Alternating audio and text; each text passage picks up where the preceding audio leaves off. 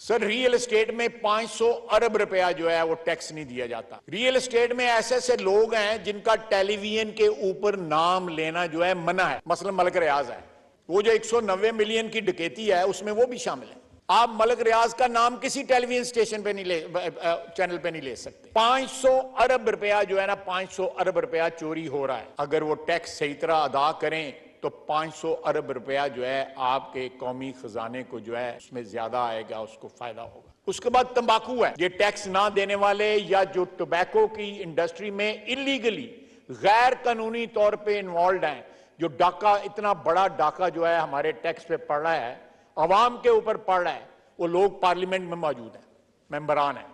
ये एक गरीब मुल्क है जहां पे करोड़ों लोग फाके कर रहे हैं। आम आदमी जो है इस मुल्क के अंदर, उसका सांस लेना भी दुश्वार है। वेयर एज एक ऐसा तबका क्रिएट हमने कर लिया है जिसके पास तमाम तर प्रिविलेजेस हैं, तमाम तर जो है उस मराहत हैं, जिसको उर्फ़े आम में आजकल एलीट कैप्चर कहते हैं। ये सिचुएशन क्यों पहुंची यहां तक कि हमारे पास वसाइल की कमी है और हमारी जो इंटरेस्ट पेमेंट है, जनाबे वाला मैं रिपीट करूंगा, हमारी जो इंटरेस्ट पेमेंट है, जो सूद हमने अदा करना है, वो हमारी फेडरल रिसीट से ज्यादा है। यानी जो हमारी आमदन है फेडरेशन की, वो सूद भी कवर नहीं कर पा रही। उसके बाद जो है डिफेंस बजट आ जाता है, उसके बाद फेडरल गवर्नमेंट का खर्चा आ जाता है, जो तकरीबन 20% के करीब है। ये दोनों सूद जो है वो 60% से भी ज्यादा है। तो आप हिसाब लगा लें कि हमारे वसाइल का क्या हाल हो चुका है। मैं दो मेजर जो है रीजंस जो है, बहुत से रीजंस हैं लेकिन दो मेजर रीजंस हैं जिसकी वजह से हमारी आमदनी में कमी आई हुई है या कमी रही है, हमेशा से रही है, और एक कॉन्टिन्यूस हैमरेज है, फाइनेंशियल हैमरेज है, जिसको एड्रेस नहीं किया गया over the years, over the decades. Haemorrhage जो है वो जनाब वाला हमारे, मैं आपको एग्जांपल देता हूं, मैं नाम नहीं लूंगा उन इंस्टीट्यूशंस को क्योंकि वो दो वजारतों का हिस्सा हैं। मेरे कुलीग वज़रा जो हैं हो सकता है माइंड करें। दो सिर्फ इंस्टीट्यूशन का जो डेट है वो 1000 अरब से ज्यादा है। एक इंस्टीट्यूशन का जिसका तकरीबन 700 अरब है, इसमें से डेट जो है, उसके ऊपर 86 अरब रुपया सिर्फ इंटरेस्ट पे किया जाता है।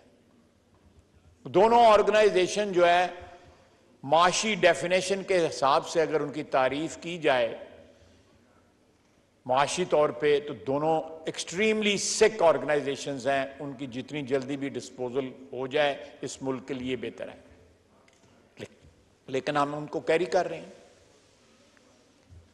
अपनी निगलेक्ट की वजह से, अपनी बेहिसी की वजह से, अपने जो माशी हालात हैं उनसे बेखबरी की वजह से। बेखबरी तो मैं नहीं कहूँगा, सबको पता है कि हमारी माशी हालात क्या हैं।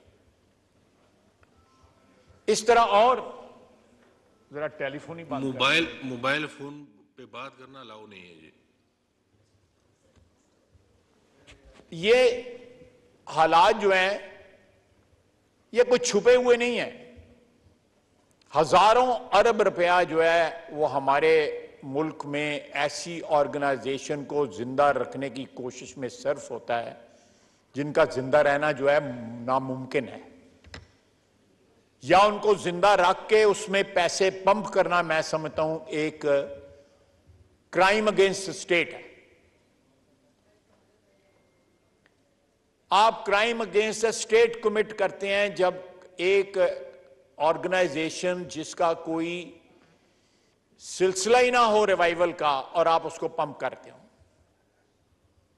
और उसके साथ लूटमार का यह हाल है कि हमारे यहां पे गुर्बत मकाओ के लिए या गुर्बत खत्म करने के लिए जो है, जो ऑर्गेनाइजेशंस जो हैं, उन्होंने गुर्बत तो नहीं मकाई, गुर्बत तो खत्म नहीं की, लेकिन उनके चीफ ऑपरेटिंग ऑफिसर और चीफ जो सीईओ और सीओओ जो हैं, चीफ एग्जीक्यूटिव ऑफिसर और चीफ ऑपरेटिंग ऑफिसर, उनकी 30-35 लाख रुपया तनख्वाह है।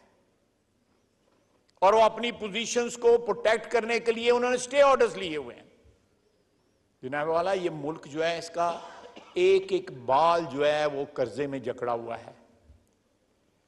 और आप पॉवर्टी एलिविएशन के लिए जो ऑर्गेनाइजेशंस बनाते हैं उनमें ये इतनी इतनी तनख्वाहें देते हैं, क्या किसी को पता है? ये सारे जो बोर्ड्स बने हुए हैं मुख्तलिफ गवर्नमेंट ऑर्गेनाइजेशंस में, वो अपनी तनख्वाहें, अपने पर्क्स जो है खुद डिसाइड करते हैं।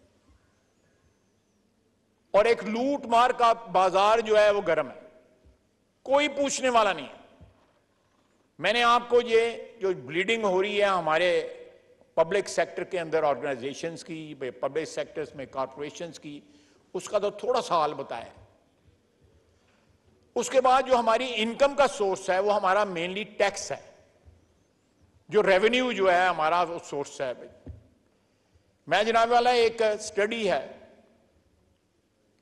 जो एक ऑर्गेनाइजेशन है, कल उन्होंने सरीना में एक अपना एक सेमिनार भी रखा हुआ है, उन्होंने ये स्टडी पब्लिश की है, IPOSOS उनका उस स्टडी उस ऑर्गेनाइजेशन का नाम है। सर मुख्तलिफ, मैं डिटेल में नहीं जाऊंगा, मुख्तलिफ सेक्टर्स में जो टैक्स की चोरी है उसकी उन्होंने अमाउंट्स बताई गई हैं। सर रियल एस्टेट में 500 अरब रुपया जो है वो टैक्स नहीं दिया जाता। अगर वो टैक्स सही तरह अदा करें तो 500 अरब रुपया जो है आपके कौमी खजाने को जो है उसमें ज्यादा आएगा, उसको फायदा होगा। उसके बाद तंबाकू है। रियल एस्टेट में ऐसे ऐसे लोग हैं जिनका टेलीविजन के ऊपर नाम लेना जो है मना है, मसलन मलिक रियाज है, वो जो 190 मिलियन की डकैती है उसमें वो भी शामिल है। आप मलिक रियाज का नाम किसी टेलीविजन स्टेशन पे नहीं चैनल पे नहीं ले सकते। 500 अरब रुपया जो है ना, 500 अरब रुपया चोरी हो रहा है अंडर इनवॉइसिंग और लैंड वैल्यूएशन के मद के अंदर जो है ना वो ये सारा पैसा चोरी हो रहा है। उसके बाद टोबैको है, 240 अरब रुपया चोरी हो रहा है। दो कंपनीज जो दोनों फॉरेन कंपनीज हैं वो 99% टैक्स पे कर रही हैं, और बाकी तमाम कंपनियां जो 40% हैं वो 1% टैक्स पे कर रही हैं। और वो लोग हमारी पार्लियामेंट में पहुंच चुके हुए हैं।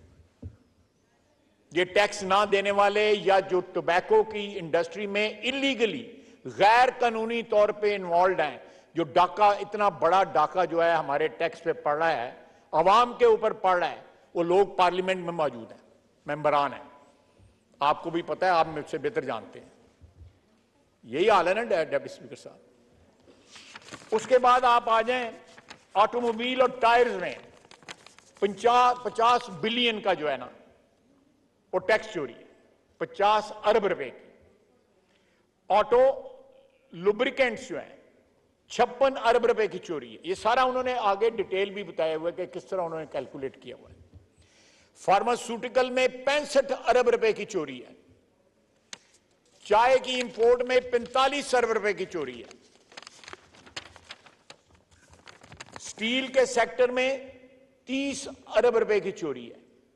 इस सारे आगे उन्होंने जिस तरह चोरी हो रही है उसका तरीका भी बताया हुआ है, किस तरह ये लोग चोरी कर रहे हैं। सर रिटेल सेक्टर जो है हमारा, जिसमें जीएसटी है और इस किस्म का टैक्स जो है वो शामिल है, जिस तरह जनरल सेल्स टैक्स है, 2880 अरब रुपए की चोरी है। 2880 अरब रुपए की चोरी है। उसके बाद जो है यार्न में ये उन्होंने साथ लिखा हुआ है कि बिल्कुल ऑथेंटिक नहीं है, थोड़ा बहुत आगे पीछे हो सकता है रिटेल सेक्टर में और यार्न में, लेकिन बाकी उन्होंने ऑथेंटिक कैलकुलेट करके बताया है। इसमें यार्न में 222 अरब रुपए की चोरी है। सारे इस तरह क्या कहते हैं कि गिनता जा और शर्माता जा। जिस मुल्क में जो है हजारों अरबों रुपए की चोरी हो रही हो रेवेन्यू के अंदर, वो कहां से हम बजट पेश करेंगे? मेरा ख्याल है मोहतरम इसहाक डार साहब ने बड़ी बहादुरी का काम किया है कि उन्होंने इसमें रिलीफ जो है आवाम को दी है, लेकिन इसका हमें परमानेंट हल ढूंढना पड़ेगा कि जहां पे हमारे, आप देखें, आप यूटिलिटी स्टोर्स ले लें, आज से 50 साल पहले, 55 साल पहले यूटिलिटी स्टोर जो है स्कीम लॉन्च की थी, उस वक्त के लिहाज से ठीक थी। अब वहां पे लोग गंदम लेने चाहते हैं, वो कहते हैं नहीं साथ साथ शैंपू भी लो। कोई आटा लेने जाता है या कोई चीनी लेने जाता है, उसको साथ कहते हैं नहीं साबुन भी लो। एक स्कैम है जिसकी हम परवरिश कर रहे हैं, एक फ्रॉड है जिसकी हम परवरिश कर रहे हैं।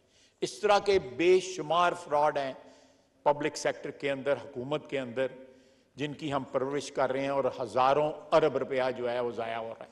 हजारों अरब रुपया, ट्रिलियंस ऑफ रुपीस।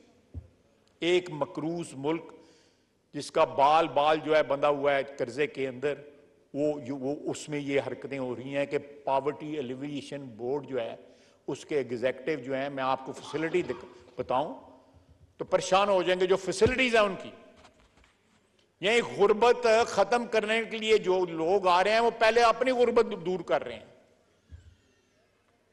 वो पहले खुद जो है बिलियनियर हो रहे हैं या मिलियनियर हो रहे हैं या जो भी हो रहे हैं। कितना बड़ा मजाक है इस मुल्क के साथ, और साथ उन्होंने स्टे लिए हुए। ये मेरा भाई बैठा हुआ है एजुकेशन मिनिस्टर। ऐसी ऐसी यूनिवर्सिटियां जहां पे वाइस चांसलर टेन्योर पूरी कर चुके हैं और फिर स्टे लेके फिर बैठे हुए हैं वहां पे, ऐसे ही है ना। कोई बंदा अपनी पोजीशन छोड़ने के लिए तैयार नहीं है जहां पे उसको जो मुनाफा हो रहा है, और वो तनख्वाह से मुनाफा नहीं ले रहे, वो यूनिवर्सिटीज के फंड खा रहे हैं। मैं यूनिवर्सिटी गिनवा देता हूं, नाम ले देता हूं जिनके अंदर जो है लोग जो है पैसे खा रहे हैं और साथ स्टे लिए। अगर मैं गलत बात कह रहा हूं तो आई चैलेंज कि मुझे कोई कॉन्ट्रोडिक्ट करे।